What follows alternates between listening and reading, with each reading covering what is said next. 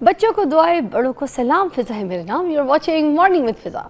नाज़रीन, हमारी जो नींद है ना वो बड़ी इंपॉर्टेंट होती है, क्योंकि जब हम नींद पूरी नहीं करते हम अगले दिन बहुत चिड़चिड़े हो जाते हैं, बदतमीज़ हो जाते हैं, खुदसर हो जाते हैं, हम खाना पीना अच्छी तरीके से नहीं खाते, अपनी जो भी हमारी बॉडी है ना वो ऐसा फील करती है जैसे बिल्कुल डिहाइड्रेटेड हो गई है, और हो जाती है।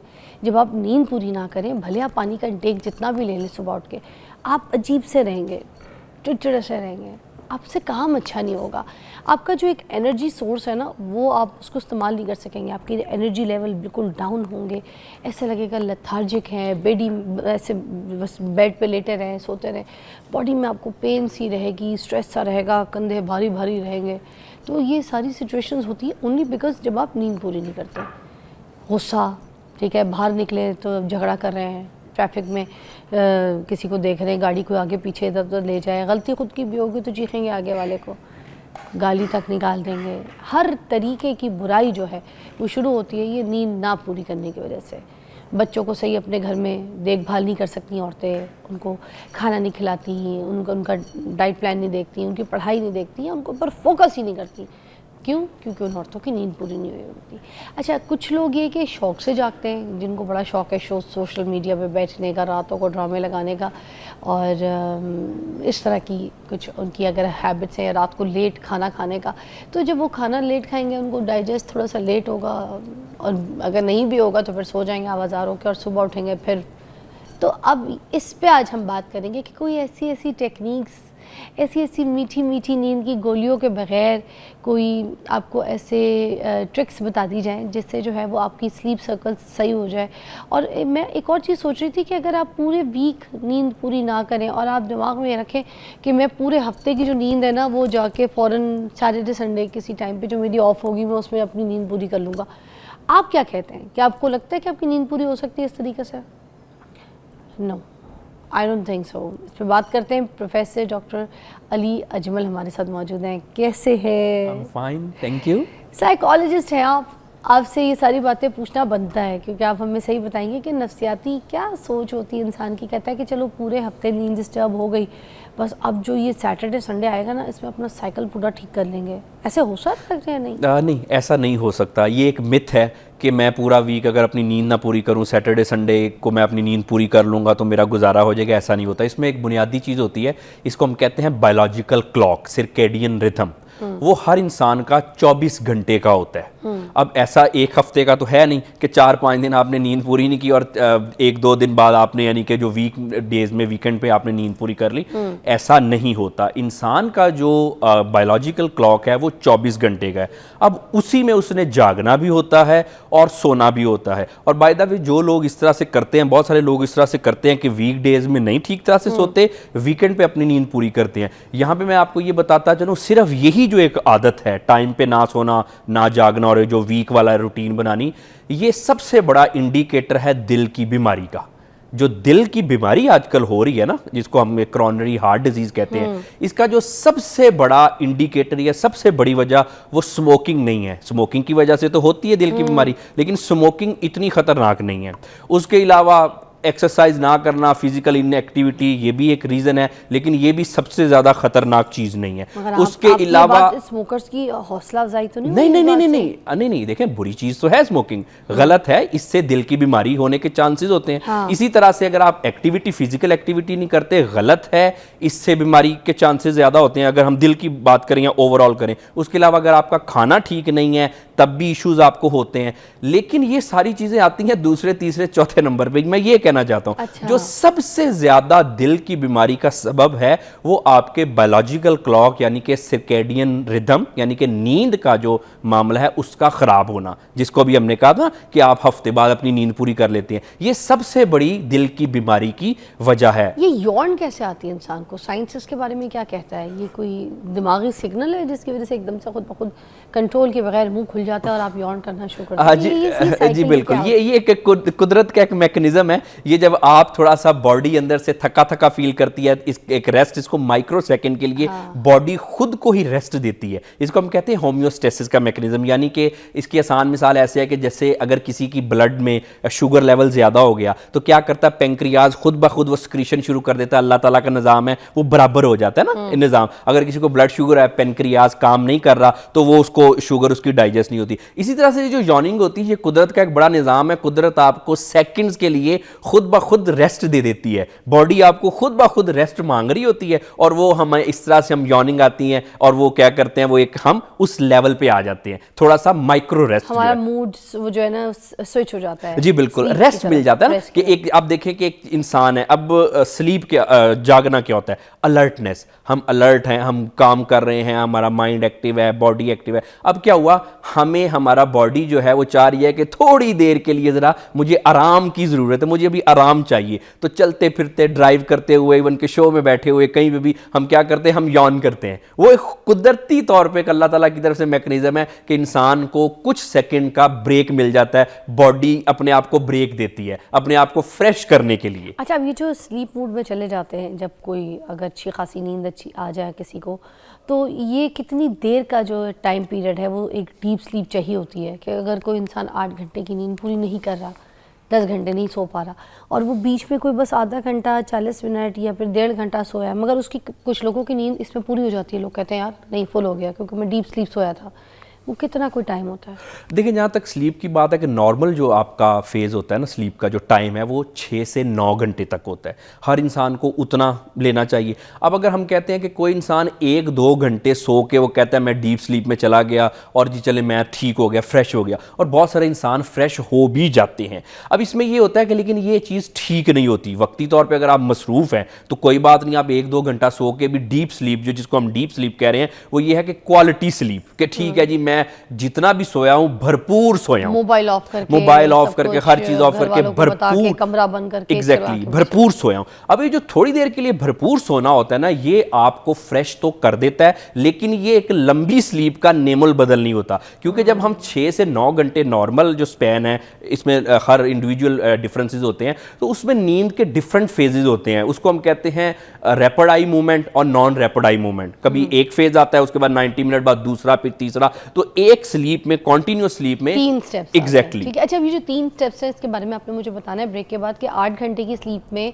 ये जो 3 स्टेप्स हमारे आते हैं ना, तो उसको अगर हम ब्रेक में ले लें, एक बार सोए फिर उठे, फिर सोए फिर उठे, फिर इस तरह से अगर हम पैकअप पूरा कर लेते हैं अपना पैकेज, तो क्या वो उसको भी नींद कहेंगे और ये सही नींद है या नहीं? ब्रेक के बाद।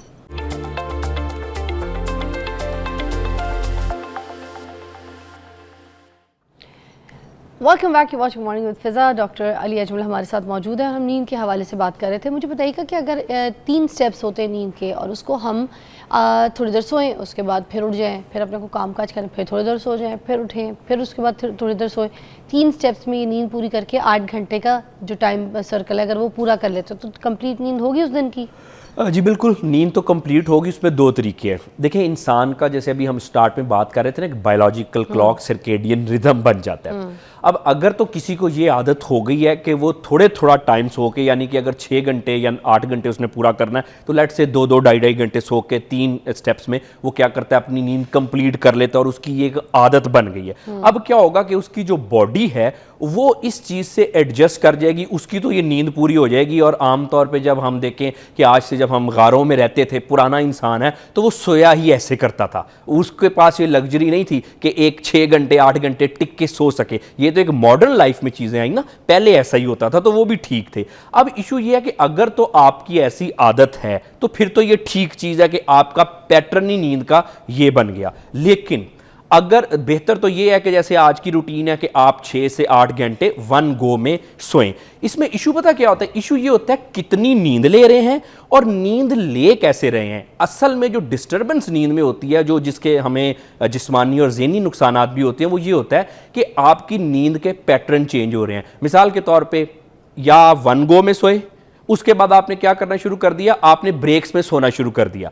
अब ये बॉडी को जो आपकी सारे इंटरनल सिस्टम है, दिल का निज़ाम है, गुर्दे, फेफड़े, आपका दिमाग, सारी जो ओवरऑल बॉडी, क्योंकि नींद में सारी बॉडी इफेक्ट होती है, ब्रेन एंड ऑल दैट, उसको पहले हमने एक अपनी बॉडी को आदत डाल ली कि जी 8 घंटे या 6 घंटे वन गो में सोना है। अब अगर आप इसको डिस्टर्ब करते हैं तो वो आपकी बॉडी पे एक एक्स्ट्रा स्ट्रेन होगा, उससे आपको बीमारियां लग सकती हैं। तो असल में नींद का ये मामला जो समझाना लोगों को ये चाहता हूं कि आपके नींद के पैटर्न एक ही होने चाहिए। इवन कि यहां पे भी नुकसान होता है कि अगर एक शख्स रात को फर्ज करें कि 10 बजे सोने का आदी है, अब वो किसी दिन क्या करता है, वो किसी दिन रात को 2 बजे सोता है, मिसाल दे रहा हूं कि 10 बजे सोने का आदी है और वो एक दिन 2 बजे सोता है। अब हुआ कि आप देखें जो 24 घंटे का बायोलॉजिकल क्लॉक है वो डिस्टर्ब हो गया। पहले फर्ज करें वो रात को 10 बजे सोता था और फर्ज कर लें सुबह 5 बजे उठ जाता था, मिसाल देता हूं। अब एक दिन हफ्ते में वही आदमी क्या कर रहा है, वो 10 बजे की बजाय 2 बजे सो रहा है और सुबह को 9 बजे उठ रहा है। नींद दोनों उसने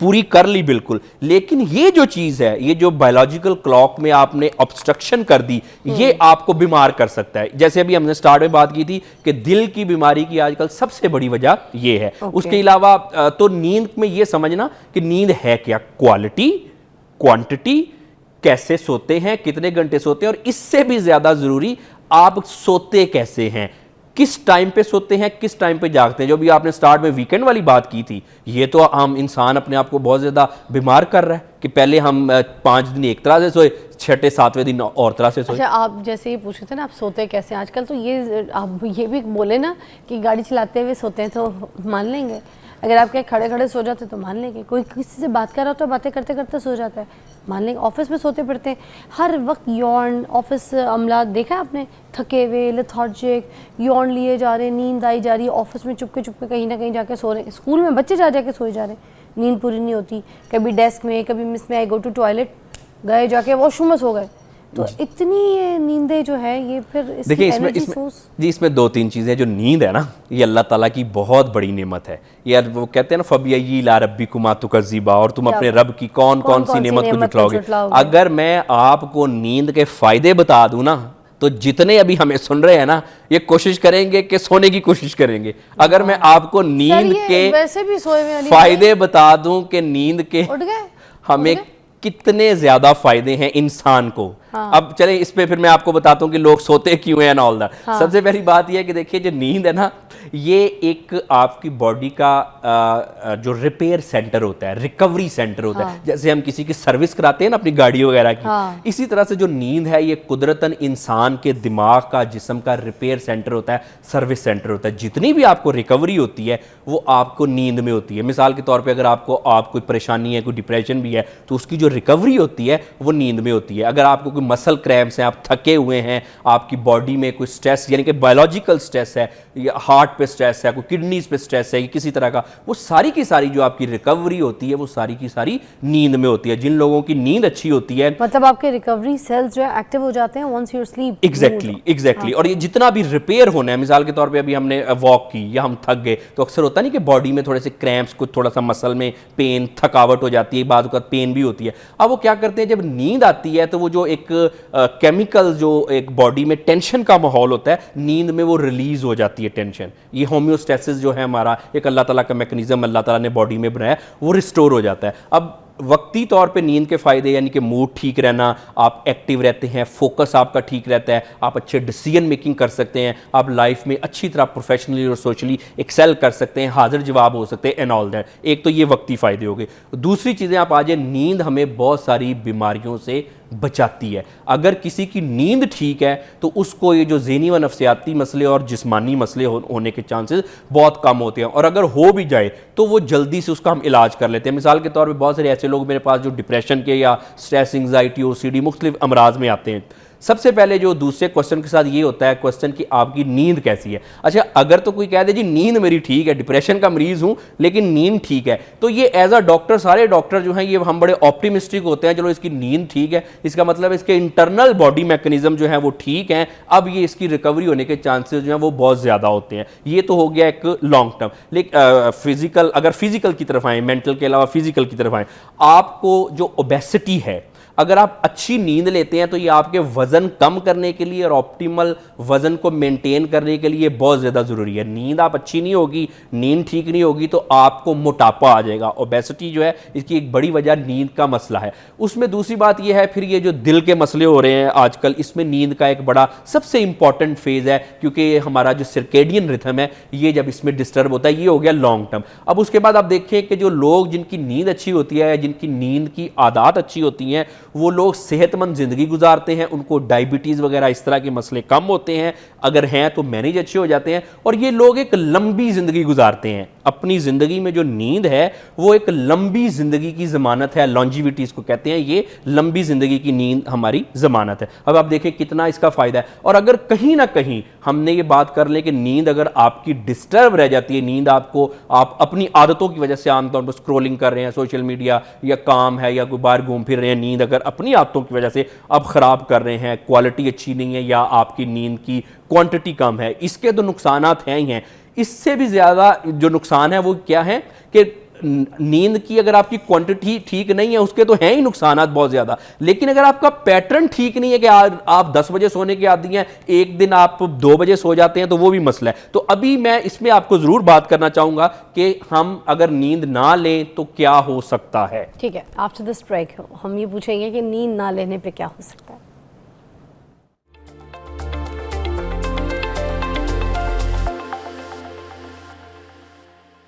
वेलकम बैक। हम नैप के ऊपर बात कर रहे थे थोड़ी सी। ऑफिस के टाइम पे जो बहुत ज़्यादा नींद आती है ना, होती तो बहुत अच्छी है, उस वक्त बहुत दिल कर रहा होता है कि बंदा सो जाए। मैं अपनी बात नहीं कर रही, मैं हर एक की बात कर रही हूँ। ऑफिस टाइम पे आती है नींद, और इस नींद को कैसे हासिल कर सकते हैं? सबसे प्यारी, सबसे अच्छी काम के वक्त की जो ऑफिस के टाइम पे नींद आती है ना, वो लगती है। घर में भी नहीं इतनी अच्छी नींद होती। जी बिल्कुल, ऑफिस के टाइम पे नींद इसलिए अच्छी लगती है कि काम करने को आमतौर पे हमारा दिल नहीं कर रहा होता, बोरियत हो रही होती है। जैसे स्कूल में बच्चों का पढ़ने को दिल नहीं चाह रहा होता, तो वो अक्सर सोए सोए रहते हैं, बोरिंग चीज़ लगती है बच्चों को ना स्टडी। हाँ। और उसके अलावा काम के मामलात में भी ऐसे ही होता है, इसलिए आपको वहाँ पे नींद आती है, और रात को आप ठीक तरह सोए नहीं हैं, ऑफिस में फिर आपको नींद आएगी। एक इसकी बड़ी वजह ये भी होती है। हाँ। तो नींद तो देखिए है ही बहुत प्यारी चीज़ है। वो कहते हैं नींद तो इंसान को सूली पे भी आ जाती है, इसीलिए तो मैंने कहा कि अल्लाह ताला की बहुत बड़ी नेमतों में से एक नेमत है। तो काम जो है वो आमतौर पे बहुत सारे लोगों के लिए ऐसे ही लगता है कि उनके ऊपर किसी ने वो रखा हुआ है। हाँ। तो जिसकी अच्छा, वजह से कुछ ऐसे काम है ख़ास तौर पे, जिससे मैं औरतों को तो ख़ास तौर पे गिनवाना चाहूँगी, जिसमें बहुत नींद आती है। जैसे चलो अभी आप ऑफिस की बात करें, कुछ मिसालें मैं घर की भी दे देती हूँ। इस्त्री करते वक्त बड़ी नींद आती है, ओए हाय हाय। और सारे घर की इस्त्री अगर आपके सामने रखी हुई है, बच्चों की, घर वालों की, बड़ों की, बूढ़ों, इस्त्री नहीं होती, बहुत नींद आती है। सबसे ज़्यादा नींद वो आती है अगर कोई हांडी भूनी जा रही है, और या फिर कोई आप एक्टिव हैं तो चलो ठीक है, उस वक्त नींद का कोई इतना खुमार नहीं आता। मगर अगर आपने चावल उबालने चढ़ा दिए हैं, दूध उबालने चढ़ा दिया है, आय हाय, या कोई पाए गलने चढ़ा दिए, उसके वक्त तो ऐसी नींद आती है, और आप कहते हैं यार ये वक्त ख़त्म क्यों नहीं हो रहा, ये पाए गल क्यों नहीं रहे हैं। या फिर दाल भी पकाएंगे तो दाल पाए लगती है अगर दाल उबल रही है, तो ऐसी ऐसी नींदें आती हैं। घर की झाड़ू के टाइम पर बड़ी नींद आती है। डस्टिंग के टाइम पे तो चलो ठीक है, बंदा एक्टिव होता है, हाथ वाथ झाड़ रहा, तो झाड़ू के टाइम पे भी नींदें आ रही होती हैं। देखिए वो इस वजह से आ रही होती है ना कि आप रात को ठीक से सोए नहीं ना होते। अगर रात की अगर आपने नींद पूरी ली है, नहीं, मगर इनमें कुछ काम जो गिनाए उसमें नहीं आती इतनी। ऑब्वियसली उसमें कुछ काम में हमें जरा एक्टिव अलर्ट होना पड़ता है, बाकी कुछ काम जो बोरिंग काम होते हैं हम उसमें खुद को खुद अलर्ट करते हैं, या फिर हमारी बॉडी कोई देखिए उसमें दो चीजें होती हैं। बाज़ औक़ात तो काम हमें अलर्ट करता है, बाज़ ऐसा नहीं होता कि बहुत नींद आई है लेकिन कोई ऐसी खबर सुनी जिससे हमें जरा यकदम हमें शौक लगा या खुशी लगी, खुशी हुई तो सारी नींद उड़ गई। बहुत सारे ऐसे लोग होते हैं जो आमतौर पर त्योहारों पर पिछले दिन जो है वो पूरी नींद नहीं लेते। कोई ईद वगैरह पे अगर वो चांद रात को पूरा नहीं सोए, लेकिन क्या करते हैं कि उसके बाद ईद वाले दिन वो फिर भी फ्रेश रहते हैं। बहुत सारे ऐसे लोग होते हैं कि वो शादी के करीब उनकी नींद जो है वो पूरी नहीं हुई होती, तो उस लेकिन शादी वाले दिन या उसके बाद भी बहुत ज़्यादा फ्रेश रहते हैं। तो ये है कि ये एक हमारी एक अलर्टनेस की फेज़ होता है कि काम की रूटीन पे पता चलता है कि अब हम एक डिफरेंट सी एक हमारी लाइफ में एक चीज़ आई ना, कोई त्यौहार आ गया, कोई इवेंट आ गया, कोई शादी आ गई, किसी रिश्तेदार की शादी आ गई, तो हम नींद पे कंप्रोमाइज़ कर भी लेते हैं लेकिन अलर्ट भी रहते हैं। बोरिंग काम में नींद आती है। एक काम मैं भी करती थी, अभी मेरी बेटी भी करती है, उसको भी मैंने पकड़ा इन चीज़ों में। उसको नमाज़ पढ़ने के लिए भेजो तो वो क्या करती है, नमाज ना बड़ी लंबी लंबी करती है। तो मुझे लगा कि वो शायद पढ़ती है, क्योंकि वो उसको हिफ्ज़ पे लगाया हुआ शायद, तो बड़ी कुछ सूरतें उड़ते पढ़ रही है। नहीं, वो भी जाती है तो जानमाज में सजदे के टाइम पर सो जाती है। मुझे भी सजदे के टाइम पे इतनी नींद आती थी, यकीन करें। ये जो नींद है ना, ख़ास तौर पे पता नहीं शायद ब्लड सर्कुलेशन सर का जब सजदा करते हैं तो नीचे जाता है, तो वो पूरी जो है ना नींद, बॉडी बिल्कुल पीस पे चली जाती है, रिलैक्स हो जाती है, रिलैक्स मूड नहीं होना जी, जी, चाहिए, बिल्कुल। उस टाइम पे भी बड़ी नींद आती है। और मैं लंबे लंबे सजदे करती थी और कई बार मुझसे हुआ है कि मैं नमाज में सोती थी। जी देखिए, इसमें पता क्या नींद होता है आती कि थी। असल में जो नींद है ना, ये उन टाइम्स पे भी आती है जब इंसान रिलैक्स होता है। अब आप किसी भी टाइम पे कोई रिलैक्स हो सकते हैं, जैसे कि अगर आप अभी हमने घर वाले के फैमिली की बात की कि जो डोमेस्टिक काम कर रही हैं, वो उस टाइम पे रिलैक्स होती हैं। उनको कोई आम तौर पे इतनी कोई है नहीं कि हस्बैंड काम पे चले गए, बच्चे स्कूल चले गए एंड ऑल दैट। तो ये इसका एक ये भी एंगल होता है कि हम तब जो सोते हैं या नींद तब हमें आती है जब हम रिलैक्स होते हैं। इसीलिए तो जब किसी को नींद नहीं आती तो हम उसको टिप्स देते हैं कि रात को जरा रिलैक्स होकर सोया करो, अब जैसे अपनी वही बॉडी को। ईशा की नमाज भी अगर पढ़ते हैं पूरी बॉडी, जब आप, क्योंकि आपको जाहिर सी बात है लंबी रकातें होती हैं उसमें, उसके बाद भी बड़ी पीसफुल नींद आती है, ऐसा जी, लगता है बॉडी ने काम किया है। जी जी बिल्कुल ऐसे ही है। या फिर उसमें- वॉक करके आते हैं तो भी अच्छी नींद तो भी आती अच्छी नहीं है। इसका मतलब कि बॉडी रिलैक्स होती है ना। असल में होता ही है कि वॉक या एक्सरसाइज के मामलात है, उसमें ये होता है कि हम अपनी जब करते हैं तो बॉडी में एक जो बॉडी को हम चला रहे होते हैं, बॉडी अलर्ट होती है, बॉडी को एक स्ट्रेस के गुजार रहे होते हैं ना, फिजिकल स्ट्रेस। अब क्या होता है, जैसे ही आके बैठते हैं तो बॉडी रिलैक्स होना शुरू हो जाती है। वो जैसे जैसे रिलैक्स होती है तो उसमें क्या होता है, कॉर्टिसोल लेवल डाउन होता है, मेलेटोनिन लेवल जो हाई होता है, और उसमें फिर हमें नींद आ जाती है। ये नींद मसाज टाइम पे क्यों नींद आती है? इस पे भी बड़ा रिलैक्सिंग मूड, जिस स्पा वगैरह होते हैं वहाँ पे जब आपको मसाज वगैरह करते हैं उस पे भी नींद आती जी ऑब्वियसली देखिए ना, उससे ये जो सारी एक्टिविटीज है ना, इससे होता ये है कि आपका, इसमें मैं आसान जुबान में बता दूं कि जब आप अलर्ट होते हैं या अलर्ट रहना चाहते हैं तो बॉडी में एक हार्मोन कोर्टिसोल होता है। ये स्ट्रेस हार्मोन होता है, अगर ज्यादा हो जाए तो उससे स्ट्रेस हो जाती है, लेकिन एक नॉर्मल लेवल का हर एक के साथ जो है अंदर इंसान के होता है। अब ये जब कोर्टिसोल लेवल हमें अलर्ट बनाता है, इसी तरह से जैसे आपने स्पा की बात की या मसाज की और इस तरह की एक्टिविटीज जो कि रिलैक्सिंग होती है, उसमें हमारा मेलाटोनिन जो है वो सिक्रीट होता है, उससे नींद आती है। मेलाटोनिन एक कंपाउंड है जो कि अंदर होता है, इंसान के अंदर खुद ब खुद निकलता है। उस पे अच्छा, उसके लिए गोलियां खा रहे हैं? नहीं, उसके लिए वैसे हमने वो तो दवाइयों का नाम उस पे रख दिया ना, ये मेलाटोनिन। खाएं ना खाएं उससे कोई फर्क नहीं पड़ता। आपकी ये बॉडी खुद प्रोड्यूस करती खुद है। प्रोड्यूस करती है। जब अगर इसका नुकसान होता है बाहर से खाएंगे, खुद प्रोड्यूस करना वो छोड़ देगी, लेकिन बाहर से तब खाना चाहिए जब अंदर से प्रोड्यूस नहीं हो रहा या उसका आपको बिल्कुल नींद नहीं आ रही, नुकसान आपका ज्यादा हो रहा है, तब आपको बाहर से खाना चाहिए। अदरवाइज ये नेचुरल है, इसको नेचुरली स्क्रीट होने दिया करें। Thank you so much doctor Ali, बहुत बहुत शुक्रिया, बड़ा अच्छा टॉपिक था। आई होप ये हेल्पफुल होगा आपके लिए। अब अपनी नींद पूरी ज़रूर किया कीजिए, बाकी सारे काम एक तरफ, नींद पूरी नहीं होगी तो आपसे कोई काम नहीं होगा, कुछ अच्छा नहीं लगेगा, दुनिया भी आपको बुरी लगेगी। Take a break.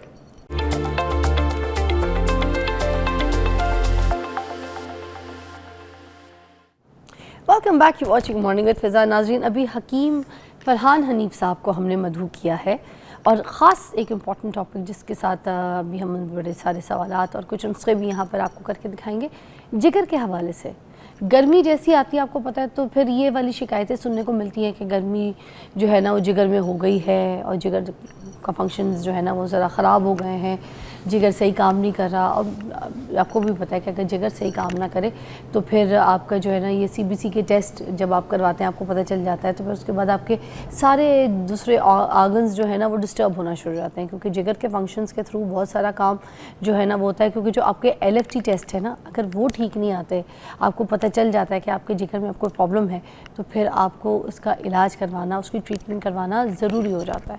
कुछ लोगों को तो जिगर इस तरीके से ख़राब हो जाते हैं कि वो कुछ खाते हैं तो उनको वॉमिट होना शुरू हो जाती है, उनकी आंखें पीली हो जाती हैं, उनको चक्कर आते हैं, उनको बहुत कमज़ोरी होती है, किसी स्मेल से भी इरिटेशन शुरू हो जाती है, बहुत सारी ऐसी चीज़ें। और फिर गर्म ग़िज़ा नहीं खा सकते, उसके अलावा गोश्त वगैरह मना कर देते हैं कुछ लोग। बहुत सी ऐसी बातें सुनने को मिलती हैं कि गोश्त नहीं खा सकते, बड़े का गोश्त नहीं खा सकते, छोटा नहीं खा सकते, यू नो ऑल दैट। और बहुत सी ऐसी मेवाजात या फिर यखनियाँ, फिर इस तरह की चीज़ें नहीं पी सकते क्योंकि जिगर सही काम नहीं कर रहा। तो गर्म जो है मुरगन ग़िज़ा जो है वो जिगर के मरीज़ों से दूर कर दी जाती है। तो अब ये पूछते हैं इसमें क्या सच्चाई है और ये क्यों होते हैं, इसके क्या अलामात होती हैं। अस्सलाम वालेकुम।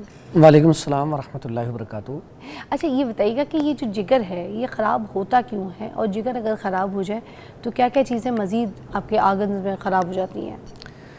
रब्बी शरह ली सदरी वयस्सिर ली अमरी वहलुल उक़दतम मिन लिसानी यफ़क़हू क़ौली रब्बी ज़िदनी इल्मा। सबसे पहले जो मेन ऑर्गन है ना हमारा, ये जिगर हमारे पूरी बॉडी में सबसे बड़ा ग्लैंड है। और जिगर ऐसी है जैसे फैक्ट्री होती है, हमारी पूरी बॉडी का निज़ाम इसके बगैर चल ही नहीं सकता। ये अज़ाए रईसा में से है। अज़ाए रईसा वो होते हैं जिनके बगैर आपकी ज़िंदगी मुमकिन नहीं है, चल ही नहीं सकती। दिल, दिमाग, जिगर, ठीक है। इसमें कुछ लोग उसको किडनी को भी इन्वॉल्व करते हैं, टोटल 4 उज़व कह लें। तो इसमें जो लिवर है अगर इसके अंदर हरारत बढ़ जाए, ठीक है, और हरारत बढ़ने की अलामात क्या, इसके असबाब क्या हैं? असबाब में जब हम मुरगन अग़ज़िया ज़्यादा खाते हैं, फ़ास्ट फूड, जंक फूड, या वैसे ही बीफ, चिकन, मटन इसका इस्तेमाल ज़्यादा करती हैं, मिर्च मसाले का इस्तेमाल ज़्यादा करते हैं, या गर्मी में बहुत ज़्यादा काम करते हैं, चाय का इस्तेमाल बहुत ज़्यादा करते हैं, तो आपका जो जिगर है वो ख़राब होना शुरू हो जाता है। अब आपको कैसे पता चलेगा? हाँ जी, चाय तो बहुत ज़्यादा नुकसान देती है। अब आपको कैसे पता चलेगा आपका जिगर ख़राब हो गया? पहले तो उसकी आप अलामात में देखेंगे। अलामात में आपका मुंह कड़वा रहना शुरू हो जाएगा, जिस्म गर्म रहना शुरू हो जाएगा, उसके बाद आपको भूख कम लगना शुरू हो जाएगी, उसके बाद चेहरा पीला होना शुरू हो जाएगा, आंखें पीली होना शुरू हो जाएंगी, स्टूल पीला आना शुरू हो जाएगा, बाजुकात पेट में दर्द होकर मोशन आएगा और खाने को दिल नहीं करता। इसमें कोई भी चीज़ आ जाए, बच्चे अक्सर गर्मियों में कम खाना शुरू कर देती हैं, ज़्यादा खाया नहीं जाता। फिर बुखार वाली कैफियत रहना शुरू हो जाती है, ठीक है, यूरन इसमें जल के आना शुरू हो जाता है और पीले कलर में आना शुरू होता है। ये सारी ज़ाहरी अलामात हैं। और बाजू का राइट साइड पे यहाँ पे जिगर होता है बिल्कुल पसली के नीचे, तो यहाँ पे भी चुभन या थोड़ा सा जो है ना महसूस होता है कि पेन या थोड़ा सा बोझ सा महसूस होता है। अब अगर फिर भी आपको समझ नहीं आ रही तो फिर इसमें जैसे आपने भी बताया LFT, लीवर फंक्शन टेस्ट, जब आप ये टेस्ट करवाते हैं तो बिलुरिबन वो बड़ा होता है और इसके साथ साथ SGOT, SGPT जिसे ALT, AST भी कहते हैं, ये 5 से लेकर 42 तक होने चाहिए। तो ये 42 छोड़ के ये 100 तक या 100 से अबव, बाज़ों का तो ऐसे पेशेंट भी आते हैं 2-3 हज़ार 3500 तक चले जाते हैं, बहुत ज़्यादा हाई लेवल पे चली जाती है। तो ये जब जिगर के अंदर हरारत बहुत ज़्यादा बढ़ जाती है तो फिर चूँकि जिगर का काम होता है, जिगर पैदा करता है गर्मी, ठीक है, बाइल पैदा करता है। अब बाइल हमारी ग़िज़ा को हज़म करने के लिए बेहतरीन चीज़ है, लेकिन अगर वो हद से बढ़ जाए, अब इंसान का जो मिजाज उसमें गर्मी, खुश्की, सर्दी, तरी 4 चीज़ें हैं। इंसान के अंदर आग, हवा, पानी और मिट्टी से इंसान बना है। अब इसके अंदर हर चीज़ का जो लेवल है ना वो बरकरार है तो इंसान की सेहत है। अगर इंसान के अंदर खुश्की बढ़ गई तब भी बीमारी है, अगर सर्दी बढ़ गई तब भी बीमारी है, अगर गर्मी बढ़ गई तब भी बीमारी है, अगर तरी बढ़ गई तब भी बीमारी है। तो यहाँ पे जिगर के अंदर गर्मी बढ़ जाती है। जब गर्मी हद से ज़्यादा बढ़ती है तो वो फिर जो मैंने अलामात बताई हैं ये आ जाती हैं। गर्मी होती क्या है? क्या कोई हीट पैदा हो जाती है जिसके अंदर, कोई जिगर के अंदर जाके कुछ? जी बिल्कुल, जिगर का काम ही गर्मी पैदा करना है, लेकिन जब वो हद से ज़्यादा गर्मी पैदा करेगा तो वो कब पैदा करेगा? जैसे मैंने आपको ग़िज़ाएँ बताई हैं। अब हमें चाहिए जो प्यारे नबी हज़रत मोहम्मद सल्लल्लाहु अलैहि वसल्लम का तरीका था उस तरीके से ग़िज़ा खाई जाए। अब हम क्या करते हैं, एहतियात नहीं करते। जैसे कुरान कहता है कुलू वशरबू वला तुसरिफू, खाओ पियो लेकिन हद से तजावज़ ना करो, इसराफ ना करो। लेकिन हम खाना बहुत ज़्यादा खा लेते हैं और उसमें फिर एतदाल नहीं रखते। हम खाना जब खाते हैं ना, आप जो हदीस है इसमें उसमें है कि एक हिस्सा खाना खाएं मैदे का और एक हिस्सा पानी पिएं और एक हिस्सा खाली छोड़ दें। अब जब प्यारे नबी सल्लल्लाहु अलैहि वसल्लम ये कह रहे हैं तो इसका मतलब इसमें हिकमत है।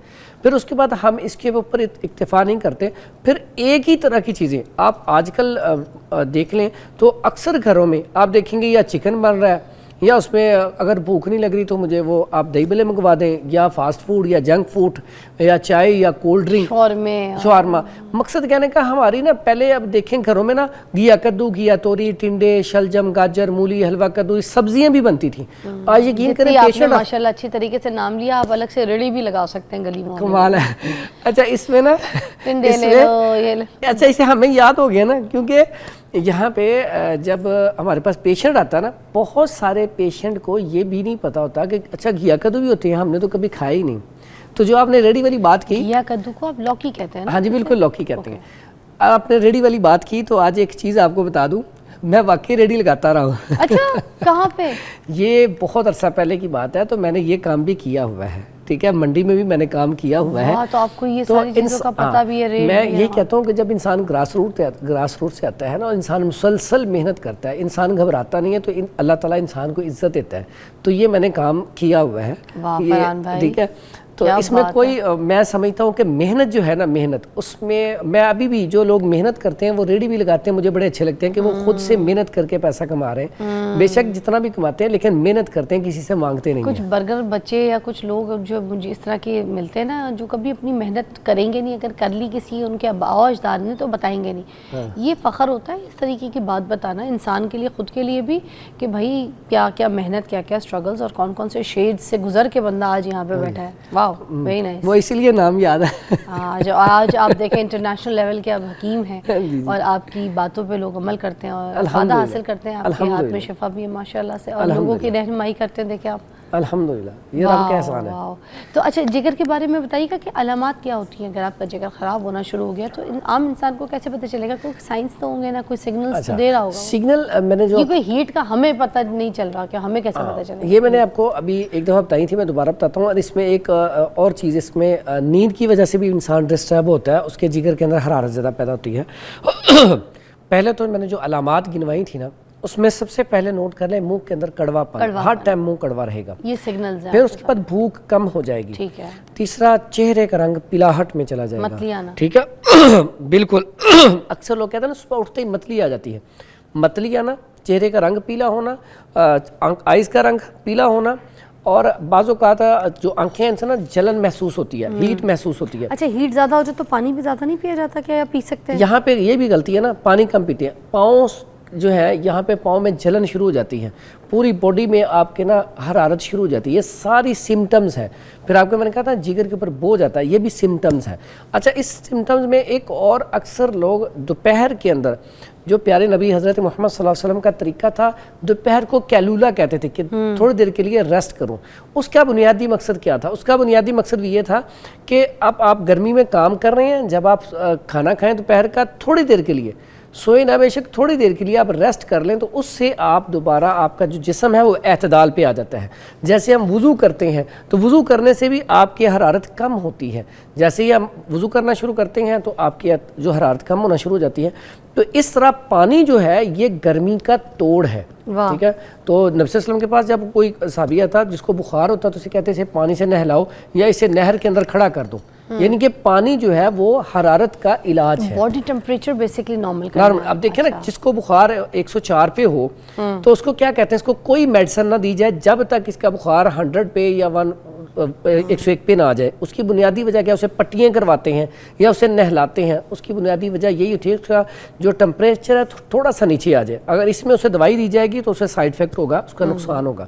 तो जिगर जो है इसके हवाले से ये जो मैंने सिम्टम्स बताई हैं, अगर इसके इनकी अलामात जो हैं ज़ाहिर होती जाएँ तो आप फौरी तौर पे किसी अच्छे तबीब से रुजू करें। और इसका हर्बल में बड़ा अच्छा इलाज है। अच्छा, और इसका PCR, अल्ट्रासाउंड और LFT? अच्छा, इसमें 3 चीज़ें होती हैं। सबसे पहले LFT। एक छोटी सी ब्रेक के बाद हम दोबारा ज्वाइन करते हैं, इसी टेस्ट के हवाले से पूछेंगे और फिर हम इसको पे आएंगे।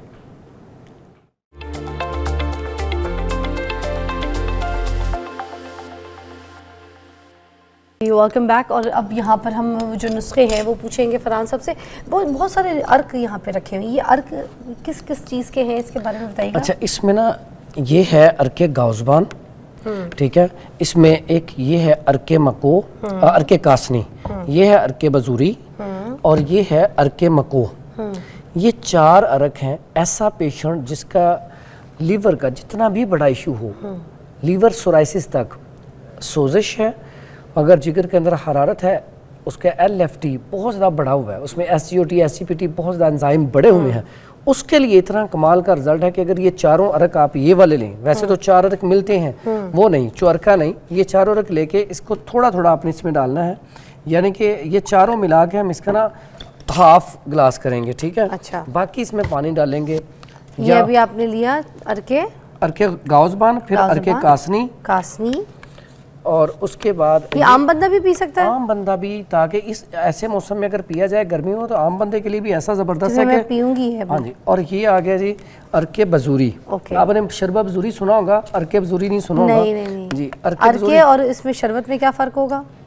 उसमें मीठा होता है, इसकी एक तो अर्क की अफादियत ज़्यादा होती है। अच्छा। दूसरा इसमें मीठा नहीं होता। शुगर पेशेंट भी पी सकता है, जो लोग मोटापे से ज़रा बचना चाहते हैं, हाँ। जिसम मोटा ना हो जाए, तो वो फिर ये पी सकते हैं अर्क की सूरत में। और अर्क की सूरत में इसका रिजल्ट बहुत अच्छा है। अच्छा। ये पीने से ना फौरी तौर पे बेहतरीन रिजल्ट आता है। ये हो गया? ये हो गया जी। तो पानी क्यों डालना है इसके अंदर? ये थोड़ा सा अगर मिला लें तो अच्छा होता है, डाइल्यूट करने के लिए। हाँ जी, ये इससे ज़बरदस्त कम्बिनेशन बन जाता है। अच्छा। और ये अगर अर्क आप पिए, पहले दिन आप रिजल्ट बताएंगे, आपका कॉन्स्टिपेशन का इशू भी बेहतर होना शुरू हो जाएगा, आपका गैस्ट्रिक प्रॉब्लम, ब्लोटिंग भी ठीक हो जाएगी, आपके जिगर के अंदर हरारत बहुत ज़्यादा बढ़ी हुई है, आपका यूरिन पीला आ रहा है, इसके साथ साथ आंखें पीली हैं, चुभन होती है, पाँव के अंदर जलन महसूस होती है, आपको यूरिन भी जल के आ रहा है और साथ स्टूल भी सही नहीं आ रहा, दोनों चीज़ें इससे बेहतर, यानी कि ये डाइजेस्टिव सिस्टम को भी बेहतर करेगा और साथ ही साथ लीवर के लिए तो कमाल का इसका रिजल्ट है।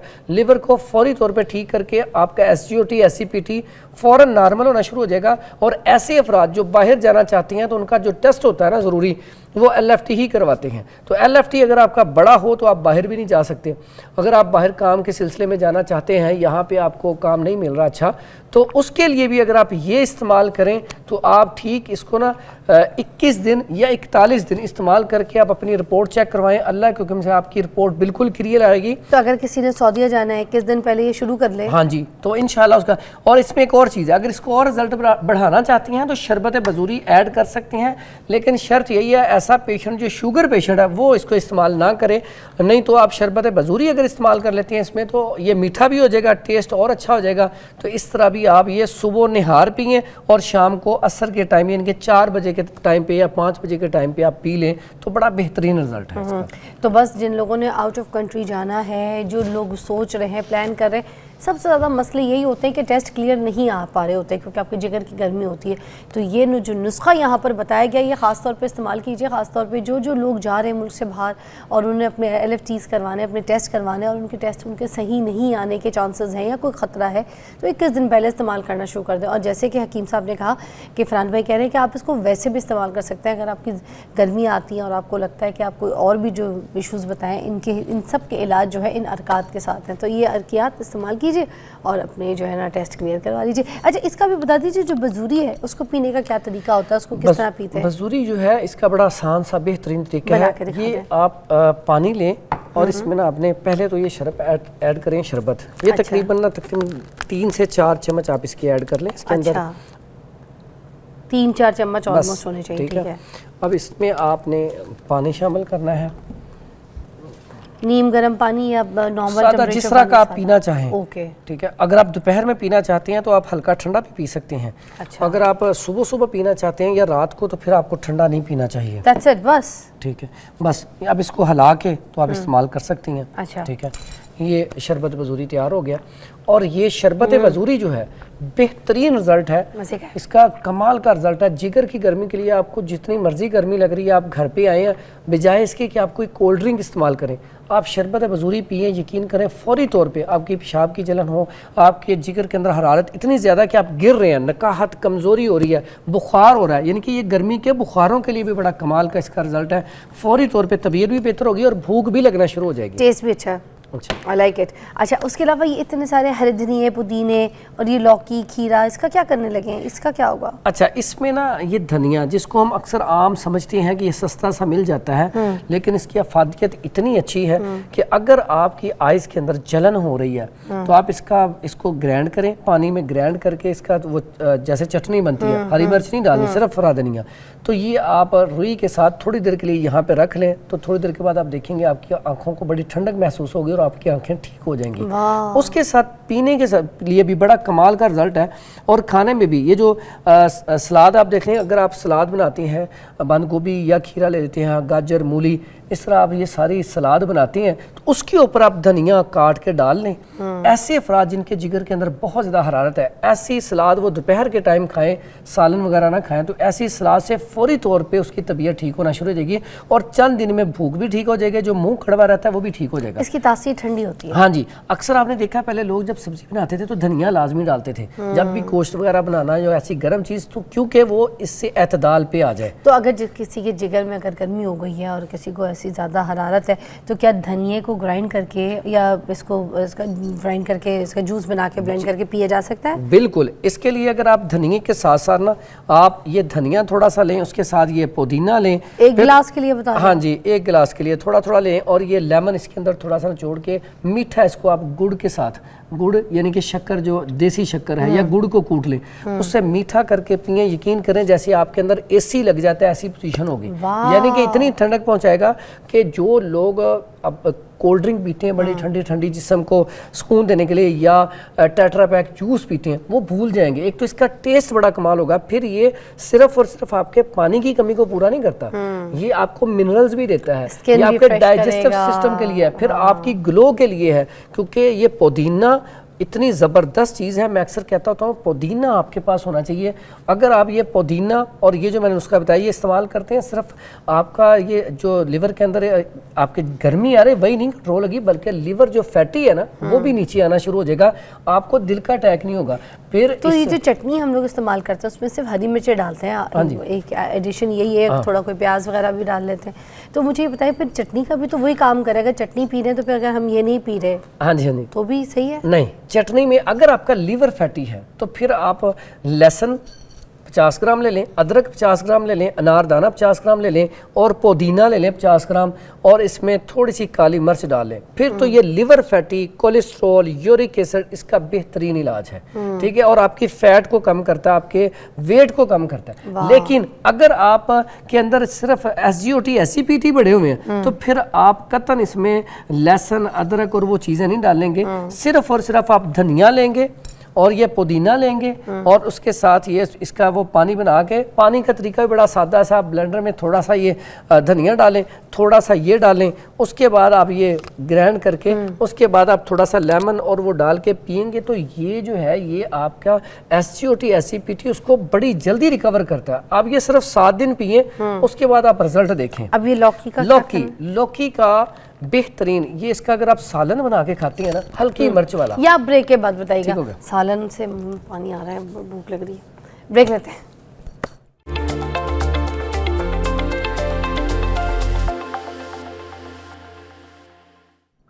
लौकी के बारे में पूछा था, लौकी की क्या बात है? अच्छा जी, लौकी जो है इसकी सब्जी बेहतरीन है और प्यारे नबी हज़रत मोहम्मद सल्लल्लाहु अलैहि वसल्लम की सबसे पसंदीदा जो सब्जी थी वो ये थी। और इसका बनाने का तरीका क्या था, वो शोरबे में बना के तो उसमें वो पकड़ पकड़ के पीस प्यारे नबी सल्लल्लाहु अलैहि वसल्लम खाते थे और ये इतना ज़बरदस्त है।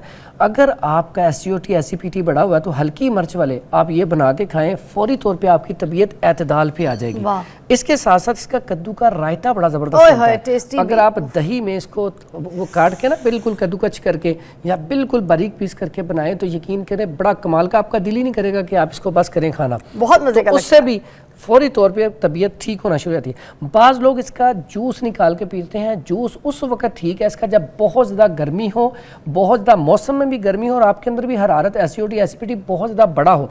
अगर आपने हाँ लौकी का जूस बड़ा अच्छा है, लेकिन अगर मौसम सर्दी का तो फौरी तौर पे नज़ला, ज़ुकाम, खांसी फौरी तौर पे लग जाएगी क्योंकि इसके अंदर सर्दी ज़्यादा है, तरी ज़्यादा है, तो इसलिए ये एहतियात करनी है। अच्छा।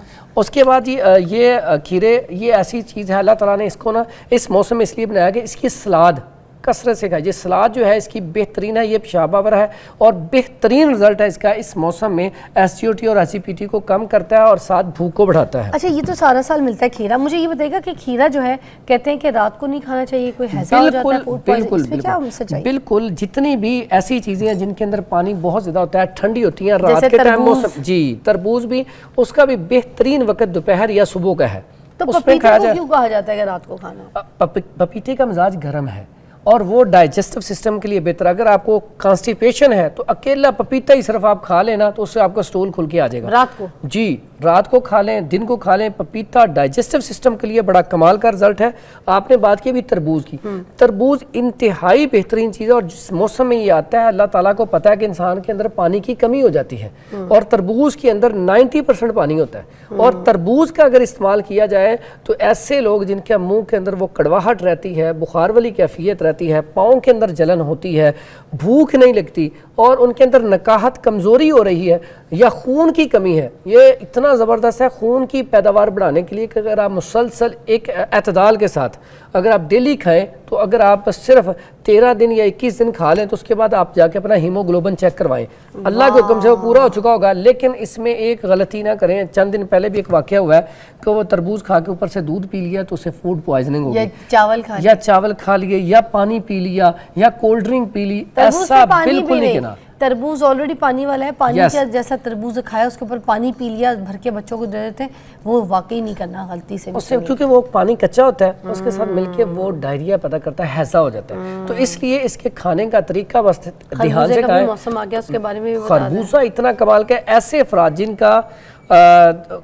जिनको ना किडनी में स्टोन है खास करके उनके लिए, और ऐसे पेशेंट जिनका क्रिएटिनाइन और यूरिया बढ़ा हुआ है ऐसे पेशेंट के लिए, फिर ऐसे पेशेंट जिनके जिगर के अंदर सोजिश बहुत ज़्यादा है ऐसे पेशेंट के लिए, या ऐसे पेशेंट जिनको कॉन्स्टिपेशन बहुत ज़्यादा रहती है, कब्ज की शिकायत रहती है, या यूरन खुल के नहीं आता, ऐसे अफराद के लिए खरबूजा अल्लाह ताला की बहुत बड़ी नेमत है अगर खरबूजे का इस्तेमाल किया जाए। अक्सर मेरे पास जो डायलिसिस के पेशेंट आते हैं या क्रिएटिनाइन यूरिया के, तो मैं कहता हूँ आपके लिए जो सबसे बेहतरीन फल है वो खरबूजा है, उसके बाद अगर आप फल खाएं तो पपीता है। तो यानी कि खरबूजा ऐसा ज़बरदस्त फल है कि कोई भी पेशेंट, खास करके आजकल जो पेशेंट है लिवर फैटी है उसके लिए कमाल का रिजल्ट, कोलेस्ट्रॉल है, यूरिक एसिड है, ट्राइग्लिसराइड बढ़ा हुआ है, आपको सांस के अच्छे तरीके से नहीं आ रहा, यानी कि बहुत सारे सिस्टम के, और डाइजेस्टिव सिस्टम मैं समझता हूँ जितनी बीमारियाँ इसका ताल्लुक आपके डाइजेस्टिव सिस्टम से है, इम्यून सिस्टम से है, मैदे की खराबी से है। तो अगर आपका स्टमक ठीक है तो आपको बीमारी कोई भी जल्दी अच्छा, हम खाने की वजह से ही बीमार होते हैं और खाने की वजह से ही सही होते हैं, इसका मतलब है सही चीज़ का इस्तेमाल ज़रूरी है, वरना तो फिर आप बीमार। क्या बात है। अच्छा, ये क्या चीज़ है, ये तेल छिल के लेके घूम रहे थे? अच्छा, ये जो ऑयल है ये सिर्फ इसलिए रखा कि बहुत सारे पेशेंट का लिवर इसलिए ख़राब होता है, उन्हें कॉन्स्टिपेशन हो जाती है, मैदा ख़राब होने की वजह से उनको सुद्दे पड़ जाते हैं, स्टूल नहीं आता 2-2 4-4 दिन, तो उससे भी इंसान के अंदर गर्मी बहुत ज़्यादा बढ़ जाती है। अच्छा, जिनके पेट साफ नहीं होते उनको भी मैदे का मसला है। बिल्कुल, स्टार्ट तो स्टमक से ही होता है, लीवर ख़राब तो होता है, पहले स्टमक ख़राब होता है। तो उसके लिए ये कि 1 कप गर्म पानी में अगर 2 चम्मच इसके मिला के रात को खाने के 2-3 घंटे बाद इस्तेमाल किए जाए, कैस्टर ऑयल, रोगनी अरिंड भी कहते हैं, अगर रात को ले लिया जाए तो इससे क्या होगा, स्टूल बिल्कुल ठीक आएगा गर्म पानी में, के दूध में नहीं, गर्म पानी में। और ये चाहिए कि हफ्ते में 1 दफ़ा जो है ना इसे इस्तेमाल करना चाहिए, ताकि आपका जो मैदा है वो बिल्कुल परफेक्ट रहे। आपने अगर कोई ऐसी बदपरहेज़ी कर भी ली है तो उससे क्या होगा कि अगर आप हफ्ते में 1 दफ़ा इसे इस्तेमाल कर लेंगे तो इससे आपका स्टमक बिल्कुल ठीक रहेगा, आप बहुत सारी बीमारियों से बचे रहेंगे। जैसे एक्वेरियम में काली मछली छोड़ी जाती है ना एक्वेरियम को साफ करने के लिए, उसी तरह ये कैस्टर ऑयल हफ्ते में एक बार इस्तेमाल करें तो आपका पेट सब कुछ साफ रहेगा। वेरी नाइस, बहुत अच्छा नुस्खा दिया है आपने। अच्छा, उसके अलावा ये जो 3 चीज़ें लेके आप घूम रहे हैं, ये मुझे इसके बारे में भी बता दें। आलू बुखारा माय फेवरेट, इमली, और ये जी ज़रिश्क है, ये ज़रिश्क, ये छोटा मेवा भी कहते हैं, ये आप दिखा दें। इतनी ज़बरदस्त है कि अगर ये लिवर के लिए, मैं कहता हूँ ये लिवर का डॉक्टर कह लें, लिवर के लिए बेहतरीन चीज़। अक्सर आप देखते हैं केक वगैरह के ऊपर लगी होती हैं ये, ठीक है, बिल्कुल ब्रेड के ऊपर, ये है ज़रिश्क। थोड़ी सी ज़रिश्क आपने लेनी है रात को, उसके बाद ये है आलू बुखारा, थोड़ा सा आलू बुखारा लेना है आपने रात को, और उसके बाद ये है इमली, थोड़ी सी इमली ले लें। तीनों चीज़ें आपने लेके, कोई मिट्टी का बर्तन हो जाए या दूसरा बर्तन हो जाए साफ, उसमें आपने थोड़ी थोड़ी लेके पानी में भगो देनी है। अच्छा। अब भगो के सुबह आपने इसको मसल के पुन के, सिर्फ इसमें आपने क्या करना है, नमक डालना है। तो इसे आप काला नमक, हाँ जी, काला नमक डाल लें, या इसमें देसी शक्कर डाल लें, या चीनी डाल लें। लेकिन इसमें अगर आप और अच्छा टेस्ट लेना चाहते हैं तो जो आलू बुखारा है इसको साबुत ही रहने दें, ठीक है, आपने 3 दाने भगोए हैं तो इसको साबुत ही रहने दें, बाकी आप जो है इनको मसल के पुन के छान लें, और आलू बुखारा बीच में डिप करें, उसे ठंडा करें, आप पिएंगे, आप यकीन करें दुआएं देंगे, इतना ज़बरदस्त रिजल्ट है। और आप कोल्ड ड्रिंक को भूल जाएंगे, टेट्रा पैक को भूल जाएंगे, आप कहेंगे इतना ज़बरदस्त मशरूब है कि सुबह पी के घर से निकलते हैं और एसी लगा रहता है, पूरा दिन जो है हमारा इतना ज़बरदस्त गुजरता है। एक तो इससे ऐसे बच्चे जिनको भूख नहीं लगती, बच्चे हों या बड़े हों, ऐसे अफराद जिनका SGOT एसिडिटी नीचे नहीं आ रहा, ऐसे अफराद जिनको हेपाटाइटिस A, पीला यरकान है, ऐसे पेशेंट जिनको जिगर की गर्मी की वजह से आंखों के अंदर पिलाहट, चेहरे के ऊपर पिलाहट और यूरिन जल के आ रहा है, ऐसे अफराद के लिए बड़ा कमाल का रिजल्ट है। और इससे जो गर्मियों में पेशेंट आता है ना, अक्सर उसको स्टूल सही नहीं आ रहा होता, तो इससे कॉन्स्टिपेशन भी खत्म होती है, आपको स्टूल ठीक आना शुरू हो जाता है। उससे क्या होता है, आपका डाइजेस्टिव सिस्टम अच्छा हो जाता है। डाइजेस्टिव सिस्टम अच्छा होता है तो आपकी सारी बीमारियां जो है वो बिल्कुल ठीक होना शुरू हो जाती है। अच्छा, ये धो के तीनों को साथ भिगो के रखना है? हाँ जी, तीनों को इकट्ठा भिगो दे, ठीक है। आलू बुखारा साबुत ही रख लें, बाकी चीज़ें सुबह मसल लें। आलू बुखारा ताकि आप साबुत खाएंगे ना तो बड़ा टेस्ट आएगा, ठीक है साथ। तो ये बड़ा बेहतरीन जो है उसका, आप थोड़ा सा नमक डालें, थोड़ी सी साथ चीनी डालें या गुड़ या शक्कर डालें, बेहतरीन टेस्ट है। इसके अलावा एक आपको ना ऐसा ज़रिश के साथ आलू बुखारा इतने मज़े का लग रहा है कि मैं आपको क्या बताऊं। अब देखें आप ऐसे खा रही हैं, जब ये आप भिगो के पियेंगे तो इसका रिजल्ट और ज़बरदस्त हो जाएगा।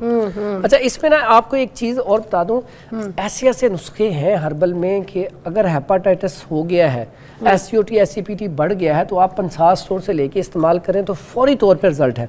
लेकिन ये याद रखें, ऐसा पेशेंट जिसको हेपाटाइटिस A हो गया है, हेपाटाइटिस A, इसका इलाज बड़ा आसानी से और बड़ा जल्दी हो जाता है। लेकिन अगर इसका इलाज ना जल्दी हो जाता है जी, लेकिन अगर पीले यरकान का इलाज जल्दी ना किया जाए तो ये 1 से 1.5 माह 2 माह के अंदर मौत पे भी ले जाता है। ये खतरनाक बहुत होता है, ठीक है। इसलिए इसका फौरी तौर पे इलाज करवाएं।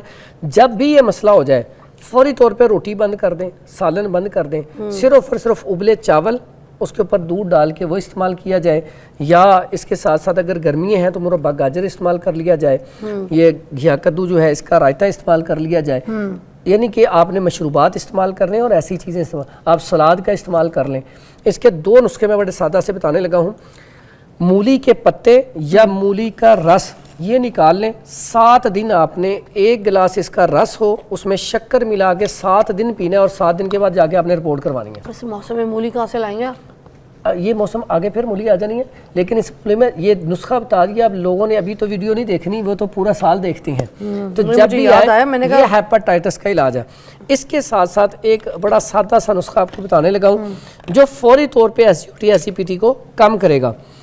उसमें जी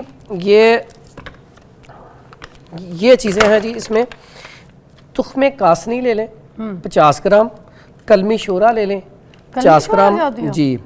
ये आपको इस ये देखिए, इसको नुशादर देख रहे हैं, नुशादर ले लें 50 ग्राम, रेवंद खताई ये ले लें 50 ग्राम। इसका फाइन पाउडर करके ना आपने क्या करना, चम्मच का चौथाई हिस्सा, ये भी नमक होता है एक, इसका चम्मच का चौथाई हिस्सा आपने ये लेना है शरबत बजूरी के साथ। और यकीन करें, सिर्फ आप इसमें कहता होता हूँ इसे आपने 15 दिन इस्तेमाल करें, 15 दिन के बाद आप जाकर रिपोर्ट करवाएं अपनी LFT, इंशाल्लाह अल्लाह के हुक्म से ठीक आएगी। फिर इसी तरह ऐसा पेशेंट जिसके पेट में दर्द होता है, मरोड़ होता है, ठीक है, तो ऐसा पेशेंट जो है इसका बड़ा, क्योंकि ये भी गर्मी की वजह से बाज़ औक़ात ऐसी कोई चीज़ आपने मुरगन चीज़ खा ली है, कोई दावत खा ली है या ज़्यादा खा लिया है, तो इससे क्या होता है, पेट में दर्द शुरू हो जाती है, मरोड़ उठते हैं, ठीक है। तो उसके लिए बड़ा बेहतरीन सादा नुस्खा है। हल्दी ले लें 50 ग्राम, मुलट्ठी ले लें 50 ग्राम और सौंफ ले लें 50 ग्राम। तीनों चीज़ें 50-50 ग्राम लेके इसका फाइन पाउडर कर लें। अगर पेट में दर्द ज़्यादा है तो फिर आपने क्या करना है, इसमें थोड़ा सा छिलका इसबगोल शामिल कर लेना है, ठीक है।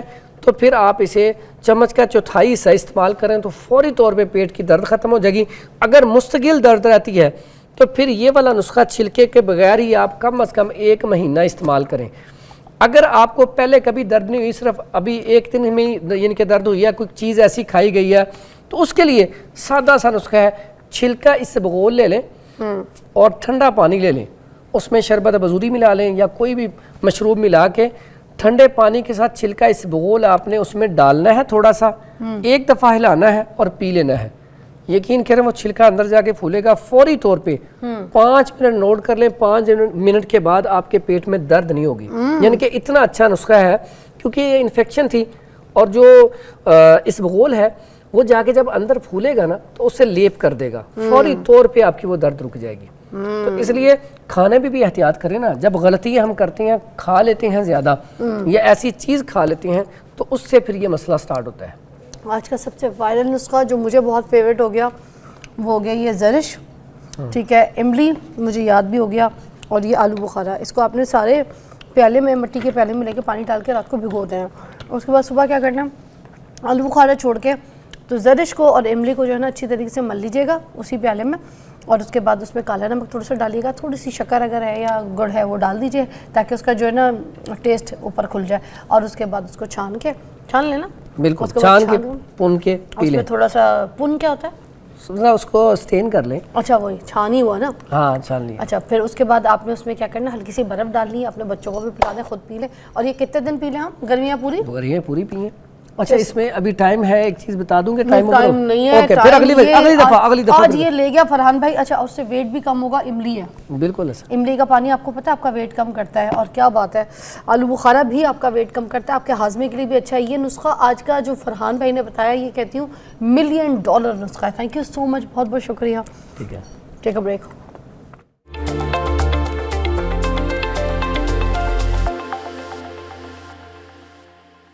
Welcome back, you watching morning with Fiza. नाजरीन, अब वक्त है कि आपको सराइकी गुलकार जो है उनसे मुलाकात करवाएं। बहुत अच्छा गाते हैं। अरबाज नियाज़ी साहब हमारे साथ मौजूद हैं और 50 गाने जो हैं वो ऑलमोस्ट गा चुके हैं। सोशल मीडिया पे बड़े लोगों की पजीराई और जो है ना उनको बड़ा पसंद किया जाता है, और ये आए सराइकी गानों की वजह से जो है ना इस फील्ड में है और बड़ा पसंद कर रहे हैं लोग इनको। तो मियाँ वाली से स्पेशली आज इनको इन्वाइट किया गया है। इनसे गाने भी सुनेंगे और इनकी कहानी भी सुनेंगे। अस्सलाम वालेकुम। वालेकुम सलाम मैडम। कैसी तबीयत है जी आपकी? जी अल्लाह का करम, शुक्र। मियाँ वाली से आप? जी मियाँ वाली जी। अच्छा, तो फिर आपको शौक कैसे हुआ कि आपने ये सिंगिंग में मतलब कदम रखना है? मैडम शौक तकरीबन अप्रॉक्सीमेट 2010-11 से है और अल्हम्दुलिल्लाह चल रहा है और हाँ, बड़ा अच्छा इन्वायरमेंट है। तो वालिद साहब, कोई बड़े भाई, कोई फैमिली नहीं, में से? फैमिली में कोई नहीं है, बस वो अवेयरनेस है जिस तरह एक फोक सिंगिंग में है आजकल। लाला अताउल्ला इस्तखैलवी हमारे लेजेंड, शफाउल्लाह खान साहब। तो उस्ताद कौन शराफत है भाई। आपके?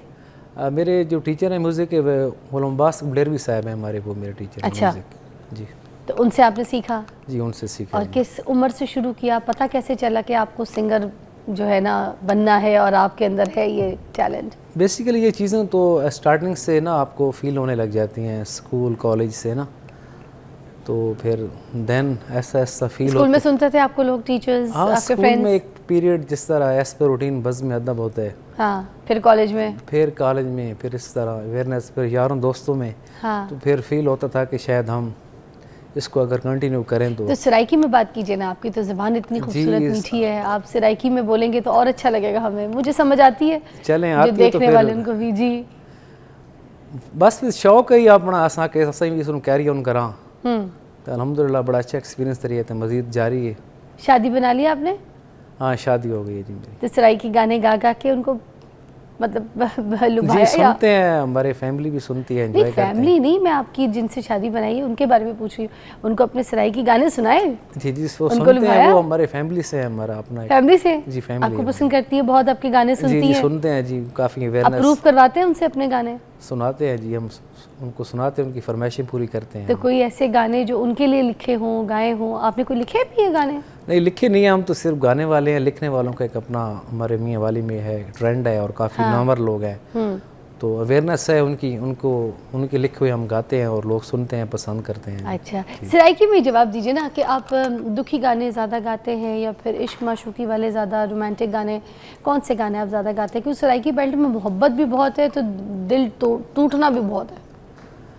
असल हर सिंगर दा है का अपना लाइक डिसलाइक होता है ना, टॉन्ड्रा होता है। तो जितना मैं फील किया तो मेरे सैड सॉन्ग काफ़ी ज़्यादा पसंद किए गए हैं सारे सराइकी बेल्ट दे विच। हाँ हाँ, तो सराइकी बेल्ट वाले पास रुझान ज़्यादा है। अच्छा, सराइकी बेल्ट में एक और मज़े की बात है, कोई सी भी धुन जो फेमस चल रही हो या पुरानी हो या कोई बहुत फोक ज़माने की हो, उसको उठा के अगर कोई उसके ऊपर खूबसूरत सी सराइकी शायरी कर दी जाए तो गाना जो है ना और ज़्यादा अच्छा लगना सुना शुरू जाता होता है, सुना जाता है, सुना भी जाता है, अच्छा भी लगता है। कुछ पसंद जैसे गाने हैं ना कि जब उनको रीमेक करो, जैसे इंडियन फिल्मों में कोई गाने अगर रीमेक किए जाते हैं उनको सुनने का दिल नहीं करता, मगर ये सराइकी बेल्ट की जो एक खासियत है ना कि कोई सी भी धुन उठाओ और फेमस हो, कुछ भी हो, उसमें आप अपनी सराइकी नई टाइप की शायरी को ऐड करें और वो गाना और सुनने को दिल करता है। सराइकी में वो आप दोबारा कहते हैं कि सराइकी में एक ये चीज़ है कि एक तो सराइकी लिरिक्स, शायरी, और ये मेन चीज़ है वो सारा एक सराइकी रिदम है अपना ना, सराइकी बीट जिसनों अस आते हैं, उसी वजह तो काफ़ी इस चीज़ को पसंद किया वैदा है। हूँ तो आलमोस्ट देखो मैं मियाँ वाली कि आप पाकिस्तान इंटरनेशनली सराइकी नू सुना वैदा और पसंद किया वैदा है। तो सुनाए ना फिर हमें सराइकी बेल्ट से कोई खूबसूरत सॉन्ग, कौन सा गीत सुनाना चाहिए? मेरा रिसेंटली गाना वायरल हुआ है, वो आपको मैं सुनाता हूँ और तमाम ऑडियंस को भी। ठीक है, बहुत शुक्रिया। सुनाइए।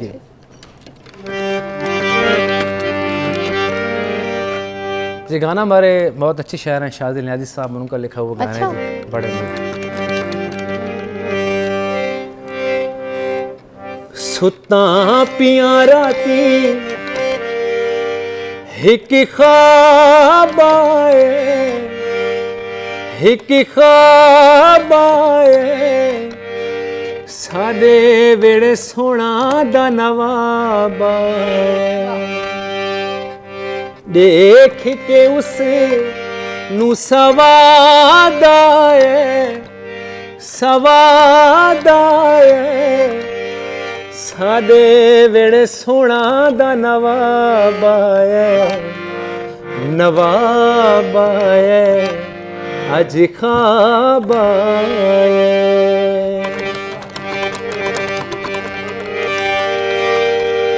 तानी तणी हुई छोड़ना चन माही, डाढ़ी रौनक बनी हुई। इसका बड़ा फेवरेट एंटर है मेरा। हत्थां विच हथ पा के टुरे दे रहा, गल्लां करदार सुन दे रहे। घेने के खुशी बेहिसाब आए, बेहिसाब आए, सारे वेड़े सोना दा नवाब आए, सारे वेड़े सोना दा नवाब आए, नवाब आए, अज ख्वाब आए।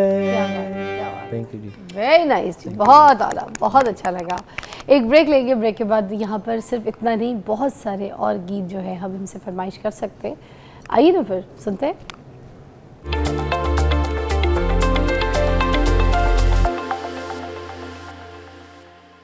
Welcome back, you watching morning with Fiza. ज़बरदस्त मेहमान हमारे पास हैं सराइकी बेल्ट से और बहुत खूबसूरती से यहाँ पे सराइकी ज़ुबान में गाने सुना रहे हैं। एक और कोई गाना सुनेंगे, मगर मुझे बताइएगा सोशल मीडिया के लिए कुछ कर रहे हैं क्योंकि आजकल दौर है उसका, तो जी सोशल मीडिया पे एतबार का हमारा 24 आवर रहता ही है। अच्छा, और अल्हम्दुलिल्लाह काफ़ी अच्छा एक पॉजिटिव रिस्पॉन्स है जी। तो कितने अभी फ़ैन फॉलोअर्स कितने हो गए आपके फेसबुक पे? जी तकरीबन 3 मिलियन के अराउंड अबाउट है। अरे वाह, 3 मिलियन। और 3 मिलियन में अभी अब तक आप 50 गाने गा चुके हैं जी। 50 प्लस होंगे जी, 50 प्लस होंगे बल्कि। वाह, सारे अवेलेबल हैं आपके फेसबुक जी? पे? सारे मेरे अपने चैनल पे अवेलेबल हैं जी। अच्छा, यूट्यूब पे भी? जी यूट्यूब पे अवेलेबल है। वाह, इंस्टा पे भी आप हैं? जी इंस्टा पे भी हैं हम जी। क्या बात है। और आपके यूट्यूब पे कितने फॉलोअर हो गए अभी? तकरीबन है अप्रॉक्सीमेट कम ही है, लेकिन 1 मिलियन को हम टच करने वाले हैं बहुत जल्द वाह इंशाल्लाह। वाह। और आपके जो गाने हैं वो मिलियंस पे भी जी आ गए? मिलियंस में मेरा ये रिसेंटली यही गाना ये वाला कितने ख्वाब मिलियन? गाना तकरीबन 4 मिलियन के अगेंस्ट है। वाह वाह वाह। और अभी अभी लॉन्च हुआ है थोड़े जी टाइम पहले? रिसेंटली मैंने लॉन्च किया। क्या बात है, देखें आप तो बड़े पॉपुलर हो गए, आप जी, तो बड़ा environment पसंद ऐसा किया है, जा रहा अल्हम्दुलिल्लाह जी, है। काफ़ी सुना फैंस जा के लिए क्या कुछ तैयार किया है खास, उनके लिए कोई तोहफा? इतने प्यार मोहब्बत आपको जी मिल रही मैं है। आप पेश करता हूँ अपने ऑडियंस को, सुनाता हूँ। एक और मेरा बड़ा अच्छा सॉन्ग है और काफ़ी उसको भी पसंद किया गया है। हमारे वो भी लेजेंड हैं अकरम ज़ैद साहब, उनका लिखा हुआ गाना है, वो भी तो आपको ये उनके लिए होना चाहिए जिन जी। लोगों ने आपको मिलियंस पे पहुंचाया। नहीं मैं जी सुनाता हूँ आपको। चलिए Thank you.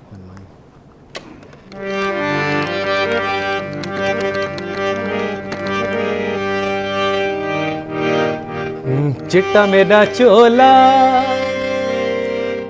उत्ते सितारे सतरंगे, वे कदी नहीं आया पुछया सादे किन्ने पे झट लगे। वाह वाह वाह। हाय वे कदी नहीं आया पुछया वे सादे किन्ने पे झट लगे। वाह। तू तो याद है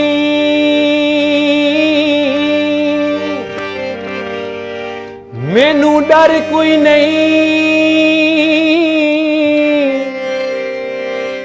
कहंदे डरे तू डरे के छोड़ दितई, मखलूक हंसई बेदर्दा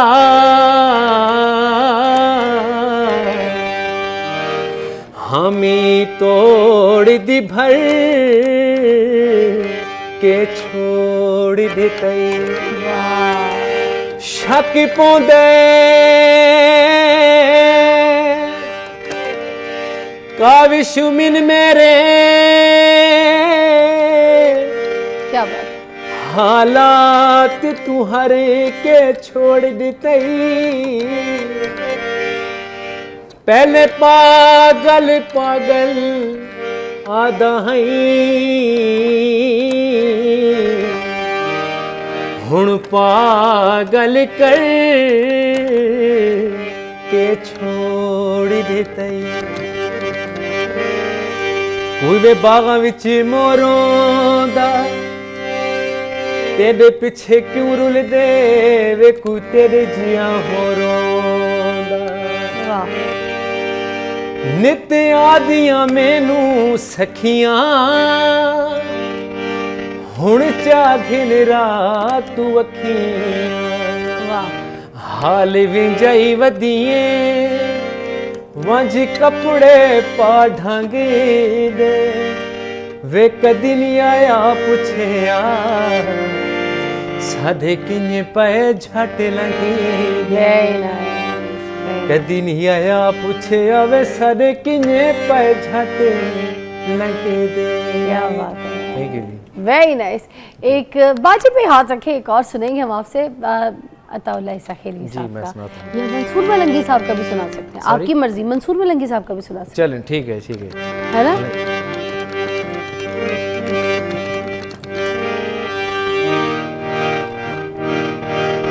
सुन हुसन दिए सरकारे, सुन हुसन दिए सरकारे, नहीं रुस दे सजन प्यारे, वेक फुल मोती दमार के जगह सोनी, नीक फुल मोती दमार के जगह सोनी।